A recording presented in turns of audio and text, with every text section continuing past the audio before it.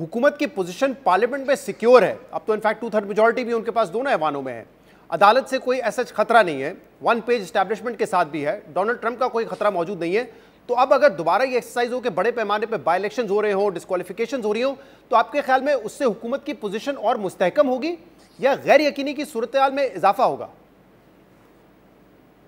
देखिए, पहली बात तो ये है कि जो शहजाद 9 मई के मामलात हैं उस पे सुप्रीम कोर्ट ने एक फैसला दिया था 4 महीने में और फैसला पीटीआई देने का जाहिर है जी। कि उनके पास गई थी जी कि आप 4 महीने के अंदर अंदर इसको जो है वो आप फाइनल करेंगे और ये इनके ऊपर फैसले होंगे। उससे पहले ये फैसले नहीं हो रहे थे, तो अब वो 4 महीने की जो है वो अगस्त के पहले हफ्ते तक ये खत्म हो जाएगी। इसमें तमाम लोगों को सजाएं हो सकती हैं। देखिए, 9 मई जो है ना वो बिल्कुल मुख्तलिफ मामला है और उसका मतलब ये नहीं है कि 9 मई के ऊपर लोगों को बेइंसाफी दी जाए, उनके साथ बेइंसाफी की जाए, उनको पॉलिटिकल उनकी विक्टिमाइजेशन की जाए। हाँ, जिन लोगों ने तशद्दुद किया है, जिन लोगों ने इसके अंदर जुर्म सरजद किया है, उनको बिल्कुल सजा मिलनी चाहिए, क्योंकि ये पाकिस्तान की सियासत में इससे पहले नहीं हुआ कि आप जो है वो एहतजाज करें और उसके तशद्दुद करें और उसके अंदर जलाओ घिराव करें, या आप कफन पहने, या जो भी था, जो भी 9 मई के दिन हुए, 9 मई हुआ या उससे पहले हुए, जो भी था, ये एहतजाज का सिलसिला जो है ये बिल्कुल एक मुख्तलिफ चीज़ है।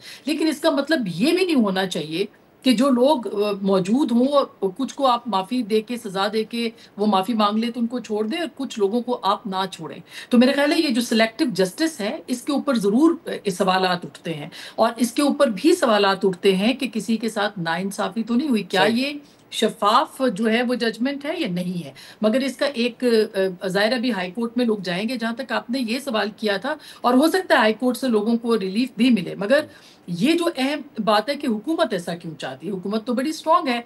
मेरा ख्याल है कि इसमें हुकूमत का कोई अमल दखल नहीं है।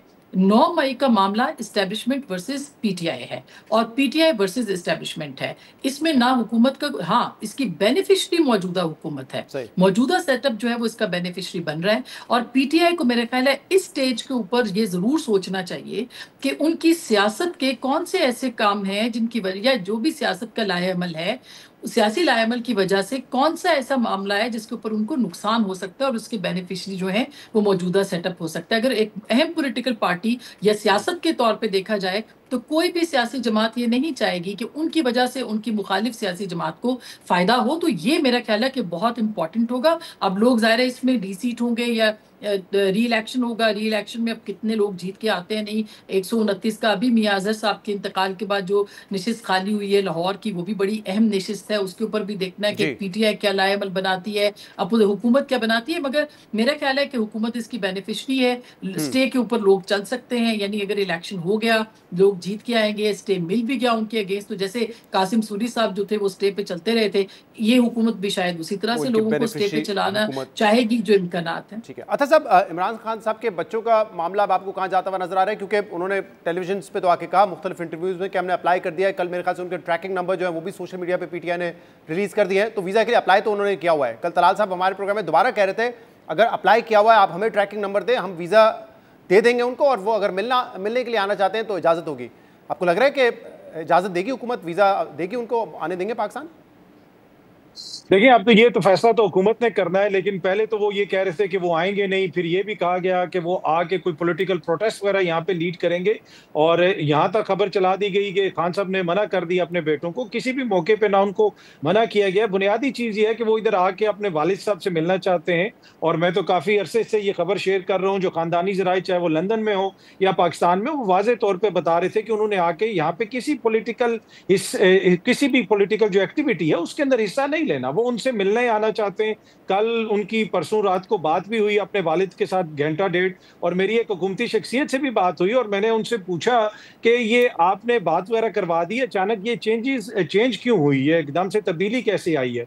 तो उन्होंने बड़ी दिलचस्प बात की, मुस्कुराते हुए कहा कि हो सकता है कि हम सुनना चाहते हों कि कासिम और सलमान ने अमेरिका में क्या कुछ तय किया है, کیا باتیں کی ہیں, اگلا ان کا موو کیا ہے.